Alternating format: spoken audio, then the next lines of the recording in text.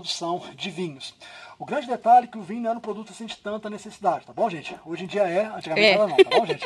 Ou seja, Portugal comprava muito mais produtos do que vendia vinho para a Inglaterra. Então, todo ano essa balança comercial negativa para o lado de Portugal. Olha só, dois problemas acontecem aí. Ó. O primeiro problema é com essa compra excessiva de produtos, todo o ouro que chega em Portugal acaba sendo aos poucos sendo escoado para a Inglaterra. E o segundo ponto, o tratado também se estendia às colônias portuguesas, ou seja, no Brasil também não podia fazer nada, tá?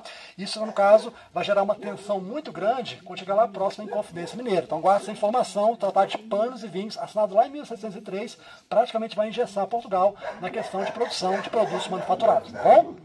Beco da Pedreira é o mais antigo porque ligava o Arraial de Santo Antônio, Tiradentes, a uma pedreira que está abandonada. Tem aquelas árvores ali, ó, logo atrás das árvores ali tem uma pedreira abandonada. É dali que saíram as primeiras pedras que construíram os casarões mais antigos aqui do centro. Então um beco um pouco mais largo, porque muitas pedras passaram com esse transporte para construir os casarões do centro histórico, tá bom?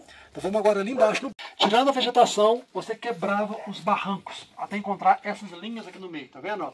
Essas linhas que passam aqui no barranco, isso é chamado de veio. Você vai encontrar aqui o veio de quartzo, aquele cristal branquinho, só que todo cheio de ouro. Na época fazia então o seguinte, quebrava os veios de quartzo. Na região da cachoeira aqui da serra, tem várias barragens de pedra abandonada, chamada de mundel. O mundel é o seguinte, uma barragem de pedra, onde você forrava o fundo da barragem com couro de boi. Desviava a água da cachoeira e enchia as barragens com água. Pegava o cascalho com ouro, tá, gente, e triturava ali dentro. No final do dia, esvaziava as barragens, tirava as pedras de cima e o ouro, por ser pesado, ficava agarrado no fundo, nessa manta de couro. Pegava esse couro, botava para secar, tá? No final do dia, tinha um trabalho também pesado, que era pegar uma grande barra de ferro, um pedaço de pau e bater com força na parte de trás desse couro para desprender as pepitas de ouro. Isso é para a gente entender, gente, como era rudimentar a extração do ouro aqui em Minas Gerais. Tanto que é o seguinte, ó, nos 100 anos que durou o ciclo do ouro aqui no Minas Gerais, Portugal nunca trouxe para cá nenhum mineralogista, nem empreendeu técnicas mais avançadas que melhorassem a extração do ouro. O interesse basicamente era isso aqui, ó, da concessão de terra para os mineradores. E tinha um acordo muito claro. Tudo que fosse extraído de riquezas, que 20% ficasse para Portugal. 20%, olha só, era a quinta parte, que era imposto na época chamado de quinto do ouro. Exatamente. Por quê? O pessoal estava insatisfeito, ninguém estava pagando esse imposto, tá bom, gente? Quem fosse pego sonegando o imposto, a pessoa era presa, açoitada e expulsa do Brasil para colônias portuguesas na África. Era tão grande a perseguição sobre esse imposto que as famílias chamavam esse imposto de quinto dos infernos, tá? Tanta perseguição que as famílias sofriam. Para acabar com a sonegação, que era grande, olha só a estratégia. Portugal cogitou trazer para Minas Gerais, em 1720, as chamadas casas de fundição. A proposta era muito simples. A partir de agora, todo o ouro que fosse extraído das minas, primeiro tinha que passar pelas casas de fundição. Lá seria derretido, transformado em barra.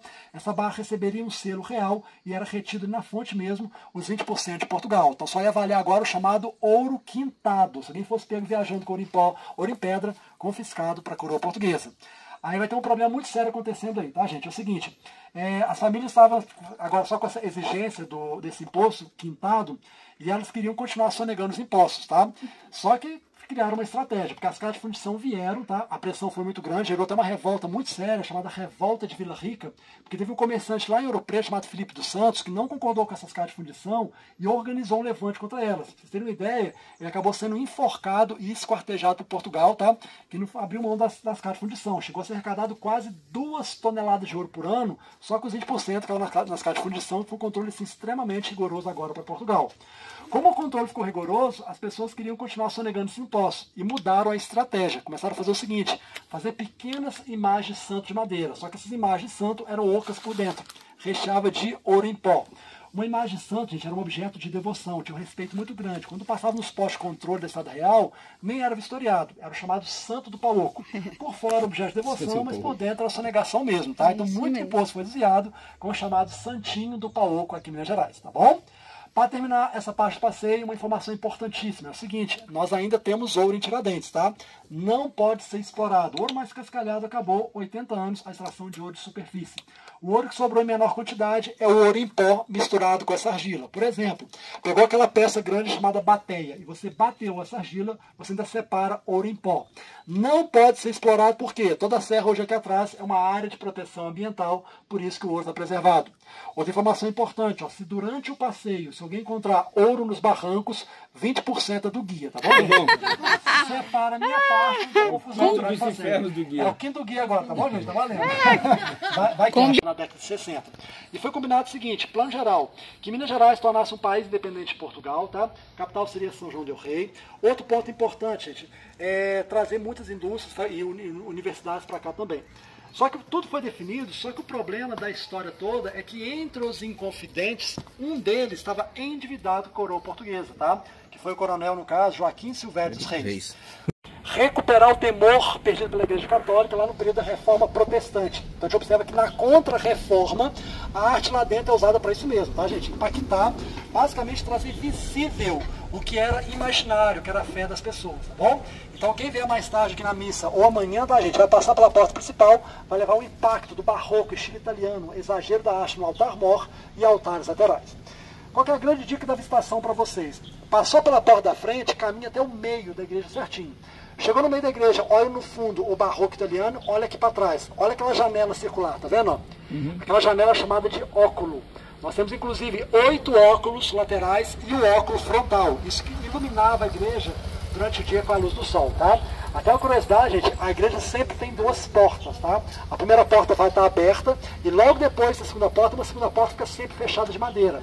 Essa segunda porta é chamada de paravento, exatamente para que o vento não apagasse as velas à noite, que não tinha iluminação elétrica, tá bom, gente? Então a função do paravento, parar o vento para não entrar na igreja durante a noite, função espiritual, separar o sagrado do profano aqui fora, tá bom?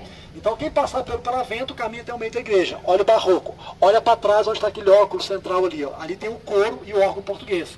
Essa parte de trás aqui, da frente, na verdade, ela foi feita em 1752. Acontece a transição do estilo barroco italiano para o estilo francês rococó. Rococó é mais leveza, mais cores, suavidade. Então é muito interessante na igreja, no meio, observar a diferença do barroco para o rococó aqui dessa igreja. Lindo demais essa rococó aqui, tá bom?